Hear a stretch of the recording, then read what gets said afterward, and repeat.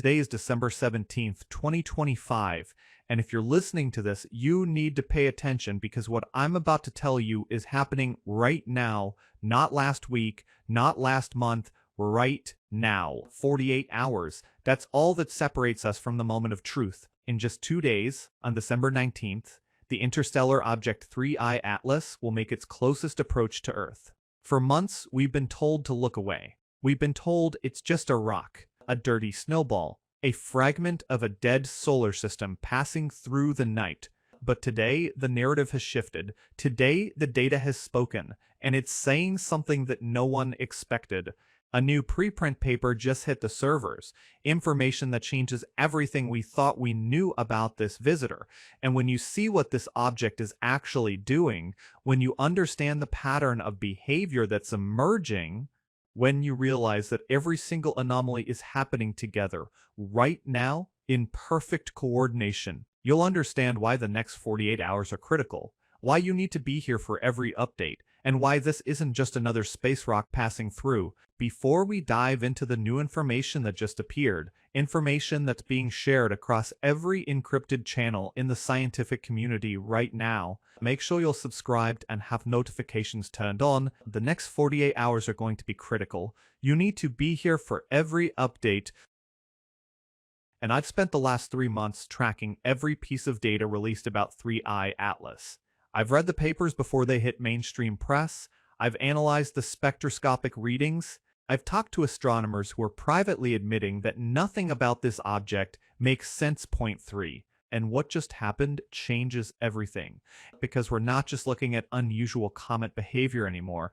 We're looking at an object that's trailing a structure larger than the distance to the moon, an object that soul wobbling that structure with mechanical precision, an object that's dimming when it should be brightening, an object that's 2 days away from our doorstep. And the mainstream media, they're talking about a beautiful celestial event. They're telling you to get your binoculars. They're not telling you that the tail is vibrating.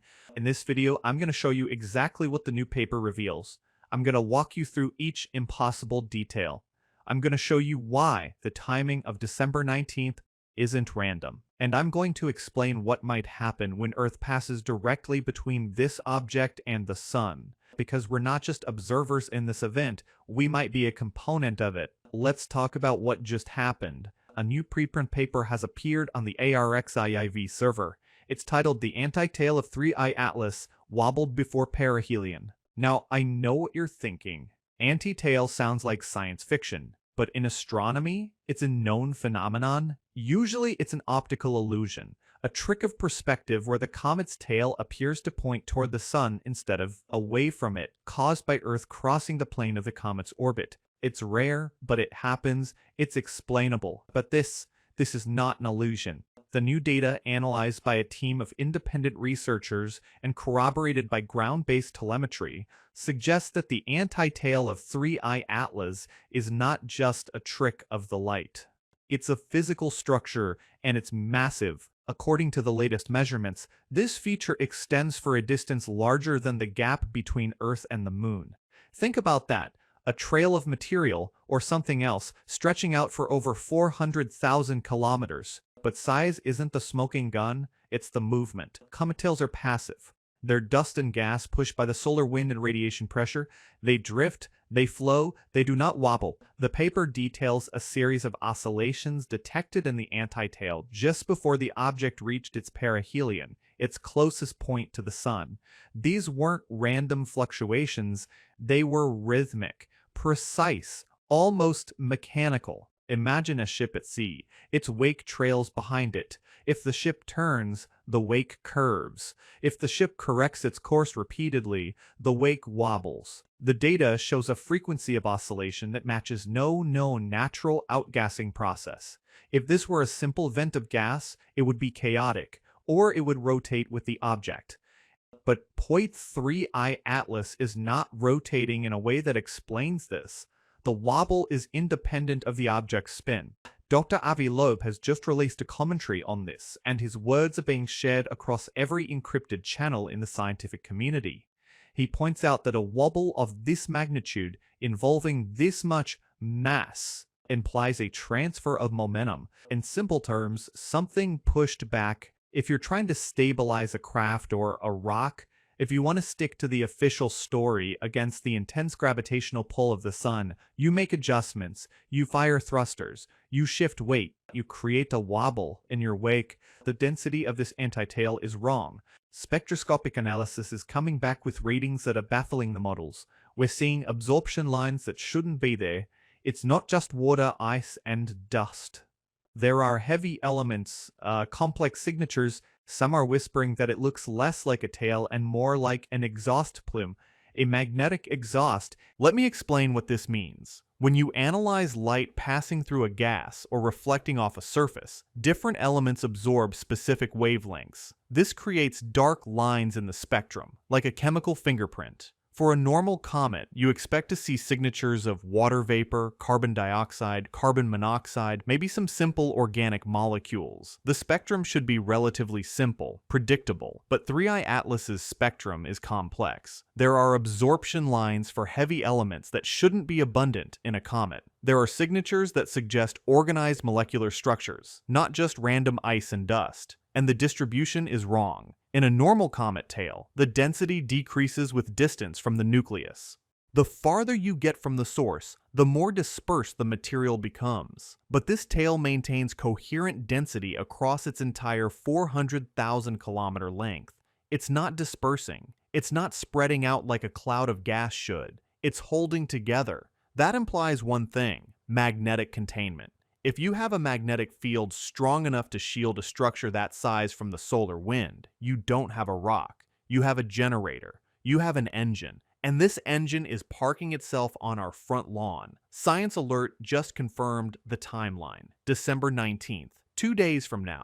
That's the date of closest approach to Earth. They're calling it a once-in-a-lifetime opportunity. They're telling you to look for a faint, fuzzy patch in the constellation of Lepus, just south of Orion. But they're leaving out the most important part. The object is dimming again. Think about it. As an object gets closer to Earth, it should be getting brighter. That's basic physics. More sunlight reflects off the ice. The object appears larger in our telescopes. It should be flaring. It should be visible to the naked eye by now. But 3I Atlas is doing the opposite. It's going dark. The magnitude is dropping. It's fading into the background stars. It's almost as if it knows it's being watched. It's engaging a cloak. Or maybe it's simply absorbing the energy we're trying to shine on it. Why would an interstellar object want to hide right before it passes the only inhabited planet in the system? And that brings us to the timing, because December 19th isn't just the closest approach. It's something else, something that makes this moment unique. On December 19th, Earth passes directly between 3I Atlas and the Sun. For a brief window of time, we will be in its shadow, or rather, it will be in ours. This is the moment of maximum signal clarity, the moment when solar interference is blocked by our own planet, creating a quiet zone for transmission, a window when electromagnetic noise from the sun is minimized, or perhaps it's using our planet's gravity to lens a signal, boosting its power for the long journey back to wherever it came from. We're not just observers in this event. We are a component of the transmission. We are the lens. Now let me explain the physics of what we're seeing.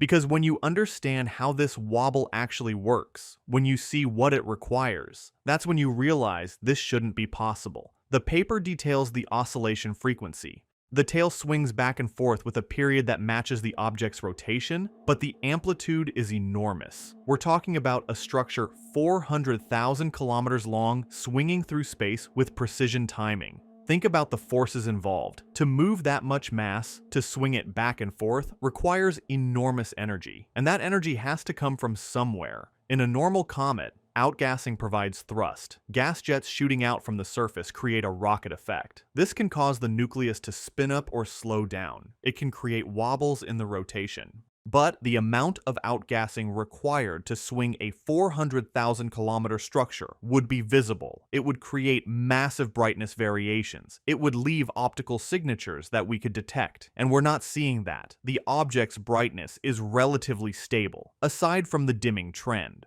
There are no massive flares, no explosive outbursts, no visible jets powerful enough to explain this motion. So where is the energy coming from? The only explanation that fits the data is that the structure itself is rigid, not a cloud of gas and dust being pushed around by solar wind, but a coherent structure that's being actively controlled. And if it's rigid, if it's maintaining its shape across 400,000 kilometers, then it's not made of ice and dust. It's made of something else. Something with structural integrity that natural materials simply don't have at that scale. The wobble occurred right before perihelion. That's crucial. That's the detail that changes everything. Perihelion is the point of maximum stress, the point where the object is closest to the sun, experiencing the most intense radiation, the strongest gravitational forces, the highest thermal stress. This is when comets break apart. This is when the pressure becomes too much. This is when structural integrity fails. We've seen it happen. Comet Shoemaker-Levy 9 broke into 21 pieces before it crashed into Jupiter. Comet Ison disintegrated as it passed close to the sun. Comet Linear fragmented into dozens of pieces. Perihelion is the danger zone, the point where you would need to be most careful if you were navigating a gravity well. And that's exactly when 3I Atlas made its course correction. That's when the wobble was detected. That's when the oscillations began. If this were a natural process, if this were just random outgassing or thermal stress, the timing would be random. It could happen at any point in the orbit, but it happened at perihelion, at the exact moment when you would need to make adjustments if you were trying to maintain stability, if you were trying to navigate through the most dangerous part of the trajectory. The latest trajectory models, the ones they aren't showing on the evening news, show a slight deviation, a tiny, almost imperceptible shift in its orbit that occurred exactly when the wobble was detected.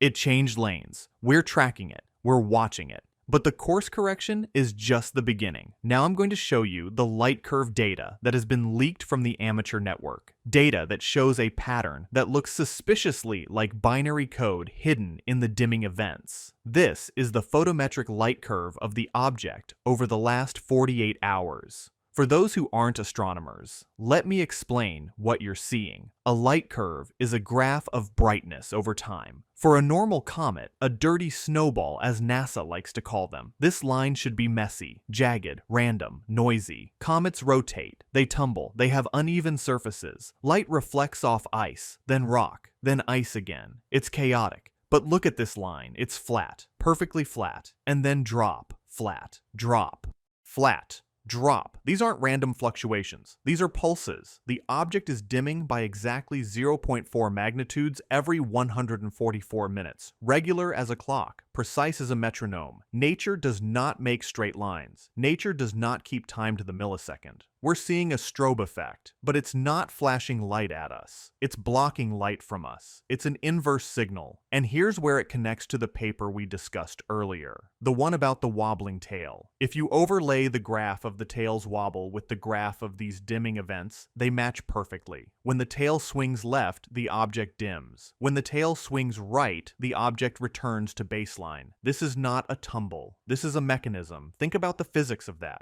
A structure larger than the distance to the moon is swinging back and forth in perfect sync with the rotation of the main body. That requires a rigid connection. That requires structural integrity that ice and dust simply do not have. If you tried to swing a cloud of dust that size back and forth, it would dissipate. It would tear itself apart. But this structure is holding together. Now let me tell you about the reflectivity problem, because this is where the physics breaks down completely. The albedo, the reflectivity, is anomalously low. A fresh comet spewing fresh ice should be bright. It should be like a mirror. Sunlight hits the ice crystals, reflects back, makes the comet visible. This thing is like Vantablack. It's absorbing 90% of the light that hits it. Think about what that means. For an object to absorb that much light, it needs to be either incredibly dark naturally, or it needs to be actively harvesting the energy. There are only a few materials in nature that are this dark. Carbonaceous chondrites, certain types of asteroids rich in carbon, can have low albedos, but even they don't absorb 90% of incoming light. And 3I Atlas is supposed to be a comet. Comets are made of ice. Ice is reflective. Even dirty ice, ice mixed with dust and organic compounds, still reflects a significant amount of light. So why is this object so dark? Two possibilities. Either it's covered in some kind of organic tar, complex carbon compounds that have been baked by radiation over millions of years, creating a dark crust. or it's actively absorbing the energy, harvesting it, using it for power. If that tail is actually a collector, a solar sail, or a magnetic scoop, it would appear dark because it's harvesting the energy, not reflecting it. And now, as it approaches the point of closest approach on December 19th, it's fully deployed. We're 48 hours away from the point of maximum efficiency, the point where the sun is at its back and Earth is directly in its path. If you were going to transmit a massive packet of data back home, or if you were going to scan a target planet with high-resolution sensors, this is exactly how you would configure your ship. You would stabilize it, you would deploy your collectors, you would dampen your thermal signature, and you would wait for the alignment. The alignment happens in 2 days. Now, I need to tell you about the direction, because this is where everything comes together. This is where the pattern becomes undeniable. The latest astrometric data, triangulated from observatories in Australia and South Africa, shows that the anti-tail is not aligned with the solar wind vector. It's off by 12 degrees. 12 degrees might not sound like much, but in celestial mechanics, it's everything. It means the tail is not being pushed, it's being aimed. So we traced the line. We followed the vector of that massive 400,000 kilometer structure out into the deep black. We wanted to see where it led. It points directly at the galactic center, Sagittarius A star, the heart of the Milky Way, the same direction it came from. Think about the implications. You have an object that enters our system, performs a gravity assist around our star, stabilizes itself, deploys a massive structure that defies the solar wind, and then locks that structure onto its point of origin. It's not a tail, it's an antenna, a high-gain transmission array. And the wobble, the oscillation we detected, that's the modulation. That's the signal being encoded into the carrier wave. We are witnessing a data dump right now. As it passes Earth, 3i Atlas is beaming everything it has learned back home. It's uploading the scan data, it's reporting on us. And this brings us to the most chilling realization of all, the timing. Why December 19th? Why is the closest approach so important? Because on December 19th, Earth passes directly between 3i Atlas and the Sun. For a brief window of time, we will be in its shadow, or rather, it will be in ours. This is the moment of maximum signal clarity, the moment when solar interference is blocked by our own planet, creating a quiet zone for the receiver. Or perhaps it's using our planet's gravity to lens the signal, boosting its power for the long journey back to the core. We're not just observers in this event. We are a component of the transmission. We are the lens. Now let me tell you about what's not being said publicly, about the observations that are happening behind the scenes. We've been listening for radio waves, we've been listening for pings. The SETI Institute has turned the Allen Telescope Array toward it. The Green Bank Telescope is listening, but what if we're listening for the wrong thing? What if the signal isn't a beep, but a shadow? The light curve data I showed you earlier, those regular pulses every 144 minutes, that's not a radio signal. That's an optical signal, a pattern of dimming and brightening that encodes information. It's a signal hidden in plain sight, a message that doesn't require radio transmission, a communication method that uses the object's own brightness variations to carry data. And we almost missed it because we were looking for radio waves. We were listening for the kind of signals we would send. We were assuming that any extraterrestrial intelligence would communicate the way we do. But they don't. They're using a completely different method. A method that's more efficient, more reliable, more suited to interstellar distances. Because radio signals degrade over distance. They spread out. They get weaker. By the time a radio signal travels thousands of light years, it's almost impossible to detect above the background noise. But optical signals? Light doesn't degrade the same way. It maintains its coherence over vast distances. And if you can modulate the brightness of an object, if you can create patterns in the light curve, you can encode information that will survive the journey. That's what we're seeing. That's what the 144-minute pulses represent. A message being transmitted through brightness variations. A signal that's been traveling through space for millions of years, encoded in the rotation and structure of this object. And we're finally able to read it. Now, I'm going to tell you something that was buried in the raw data logs of the Deep Space Network, something that started 3 hours ago. A series of pings. They aren't coming from the comet, they're coming to it. Someone is answering. Let me be clear about what this means. The Deep Space Network is a collection of radio telescopes that NASA uses to communicate with spacecraft. It's constantly listening to the sky, tracking signals from probes across the solar system. And in the raw data logs, in the noise that usually gets filtered out, there's a pattern, a series of radio pulses at a specific frequency, coming from the direction of the galactic center, arriving at regular intervals. And they're getting stronger. This isn't random noise. This isn't interference. This is a signal. And it's directed at 3I Atlas. Now, I need to be careful here. This data hasn't been officially confirmed. It's leaked information from amateur radio operators who monitor the Deep Space Network feeds. It could be a mistake. It could be misinterpreted. But if it's real, if there really is an incoming signal, then everything changes. Because it means 3I Atlas isn't just transmitting. It's communicating. It's part of a two-way conversation. And we're in the middle of it. The timing is perfect. 3I Atlas reaches closest approach to Earth in 48 hours. Earth passes between the object and the Sun, creating optimal conditions for signal transmission. And at that exact moment, incoming signals start arriving from the galactic center. This isn't coincidence. This is coordination. This is a planned communication event, and we're witnessing it in real time. But this isn't the first anomaly. This isn't the first time something strange happened with 3I Atlas. Let me take you back to what happened at Mars. First, there was the silence from MAVEN. The Mars Atmosphere and Volatile Evolution spacecraft orbiting Mars went quiet during 3I Atlas's approach to the red planet. No explanation, no official statement, just silence. MAVEN is a robust spacecraft. It's been operating since 2014. It has redundant systems. It's designed to handle the harsh radiation environment around Mars, and it just stopped communicating right when 3I Atlas was passing by. Now, NASA will tell you it was a routine communications issue. They'll say it was a planned maintenance window. They'll give you technical explanations about orbital geometry and antenna pointing, but the timing is suspicious. MAVEN went silent exactly when 3I Atlas was closest to Mars, and it came back online exactly when the object had passed. What happened during that silence? What did MAVEN detect? What data was collected that we're not being told about? And then there was the dimming. As 3I Atlas approached Mars, it got darker, not brighter, like it should as it got closer to the sun.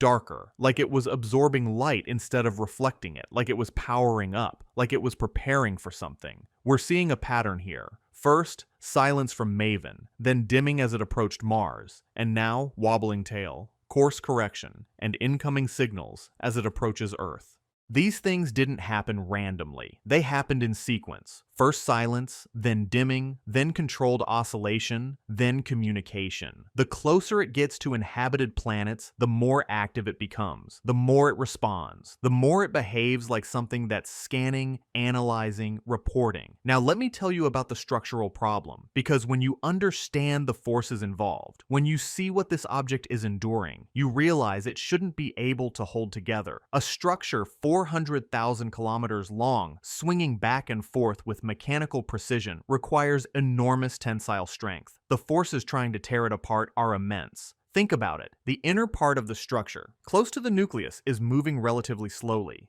But the outer tip, 400,000 kilometers away, is moving at tremendous speed to complete the same oscillation in the same time period. This creates differential forces, stress, strain. The structure should be stretching, deforming, eventually tearing apart, but it's not. It's maintaining coherent geometry. It's holding together. For comparison, the longest structures we've built on Earth are a few kilometers at most: bridges, cables, pipelines, and those require enormous engineering to maintain structural integrity against gravity and wind. This structure is 400,000 kilometers long. That's 100,000 times longer than anything we've ever built. And it's swinging through space, enduring forces that would tear apart any natural material. Ice can't do this. Dust can't do this. Even rock can't do this at that scale. The only materials that could maintain structural integrity across that distance are things we haven't invented yet. Advanced composites, carbon nanotubes, exotic matter with properties we don't understand. Or it's not a physical structure at all. It's a magnetic field,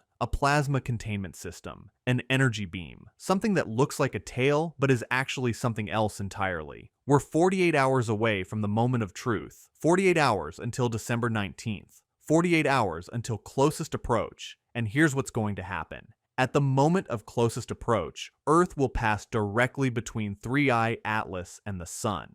For approximately 6 hours, the object will be in Earth's shadow, shielded from direct solar radiation. This creates a unique electromagnetic environment. Solar wind is blocked. Radiation pressure is minimized. The space around the object becomes quiet. This is the optimal window for communication, the optimal moment for data transmission, the optimal time for whatever this object is designed to do. And every major telescope on Earth will be watching. James Webb has observation time scheduled. Hubble will be tracking it. Ground-based observatories around the world are coordinating for continuous coverage. Radio telescopes are listening for any emissions. X-ray observatories are monitoring for high-energy signatures. Amateur astronomers are pointing their equipment at the sky. This will be the most comprehensively observed interstellar object event in history. And if something happens, if there's any anomaly, any deviation, any signal, we'll see it. The scientists at Science Alert are calling this a close approach. They're excited about the proximity. They're telling you to watch the skies because it will be beautiful, but they're missing the bigger picture. This isn't a flyby. This is a handshake. We are being indexed. We are being cataloged. And in 48 hours, the file will be sent. Let me walk you through the full pattern one more time. Because when you see it all together, when you understand how each piece connects to the next, the conclusion becomes unavoidable. We have an object that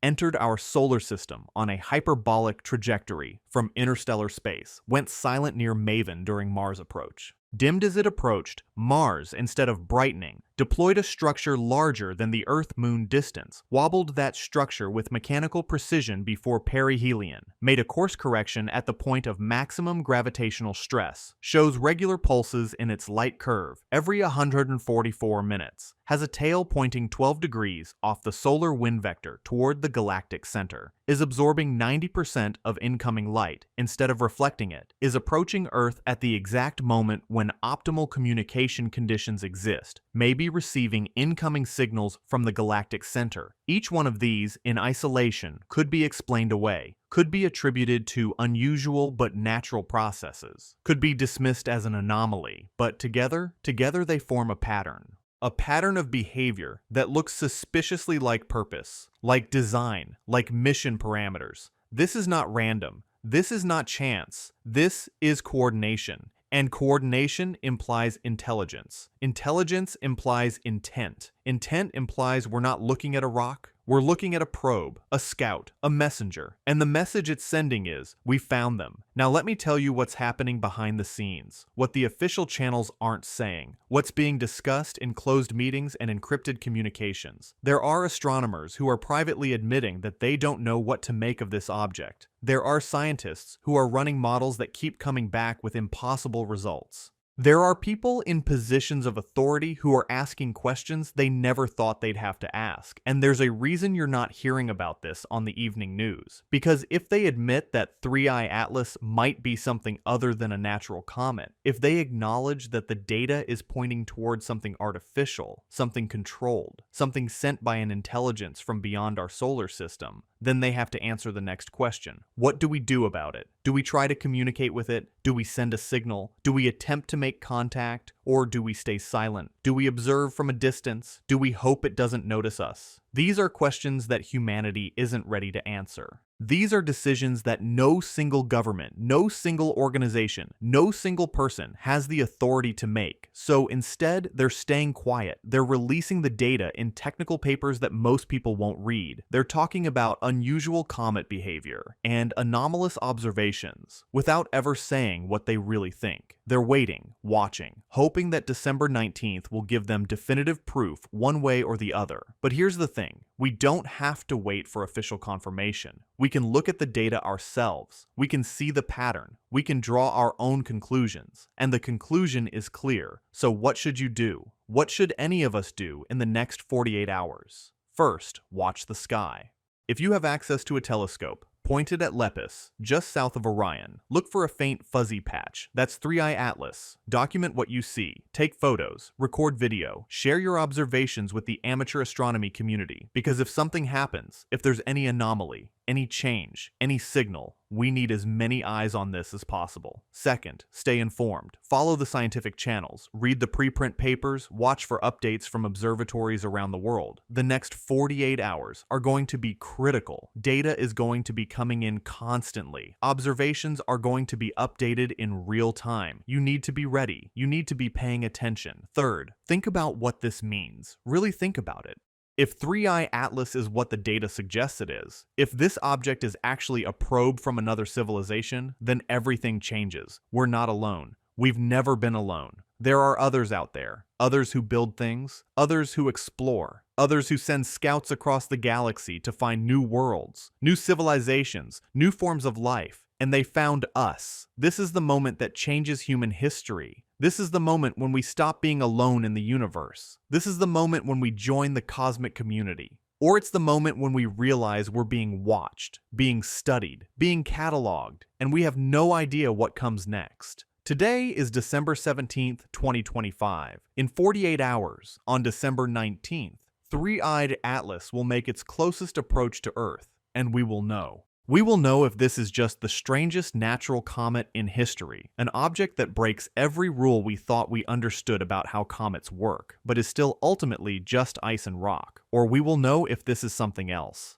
Something that's been traveling through the galaxy for millions of years. Something that's been sent to explore. Something that's reporting back. The data is pointing in one direction. The pattern is undeniable. The timing is too perfect to be coincidence. We are witnessing something unprecedented. Something that happens maybe once in human history. Something that will define our place in the universe. And it's happening right now. The anti-tail is wobbling with mechanical precision. The light curve is pulsing every 144 minutes. The object is dimming as it approaches. The tail is pointing at the galactic center. Incoming signals may be arriving from deep space. Every anomaly is connected. Every behavior is coordinated. Every action is happening at the exact right moment. This is not random. This is not natural. This is a pattern. And patterns imply design. Design implies purpose. Purpose implies intelligence. 48 hours. That's all we have left. 48 hours until the moment when Earth passes between this object and the Sun. 48 hours until optimal communication conditions. 48 hours until we know for certain. Do not look away. Do not dismiss this. Do not let anyone tell you this is just a comet, because the data says otherwise. The observations say otherwise. The pattern says otherwise. 3i Atlas is doing something right now, and it gets weirder. Stay vigilant. Keep watching, because what happens in the next 48 hours will change everything. If this information resonated with you, if you see the pattern I'm seeing, let me know in the comments. What do you think is really happening? Natural comet or something else? And if you want to stay updated on every development, every new piece of data, every anomaly that emerges in the next 48 hours, subscribe and turn on notifications. Because I'll be here, watching, analyzing, reporting. The countdown has begun. The moment of truth is coming, and we're about to find out if we're alone in the universe, or if we've been found. Thank you for watching, and keep looking up, because they might be looking back.